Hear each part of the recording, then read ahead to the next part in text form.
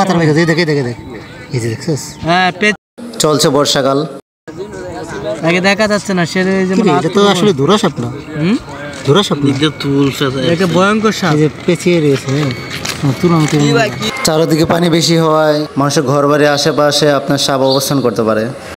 জসিমউদ্দিনের বাড়ির সামনে আমরা দেখতে পাচ্ছি এখন লাইভে জসিম বাড়ির সামনে সাপটা দেখা যাচ্ছে। আরে এটা মাঠটা সাপ না আর রাতে চলাচল করলে সাবধানে চলবেন, বিশেষ করে যারা রাতে মাছ ধরতে যান তারা অবশ্যই সাবধানে মাছ ধরবেন এবং বাচ্চাদের সাবধানে রাখবেন। এটা কী সাপ হবে জানি না, তবে সাবধানতাই বড় কথা। একটি দুর্ঘটনা সারা জীবনে কান্না হতে পারে। সবাই অবশ্যই কমেন্টে জানাবেন সাপটির নাম কী হতে পারে। যেহেতু আমরা নদীমাতৃক দেশে বসবাস করি সেহেতু অনেক ধরনের সাপ আমাদের আশেপাশে দেখা যায়। নিজে সাবধানতা অবলম্বন করি এবং অন্যকে সচেতন করি। সবাইকে অনেক ধন্যবাদ পাশে থাকার জন্য এবং লাইক কমেন্ট শেয়ার দিয়ে আমার পাশে থাকবেন। ধন্যবাদ সবাইকে। আল্লাহ হাফেজ।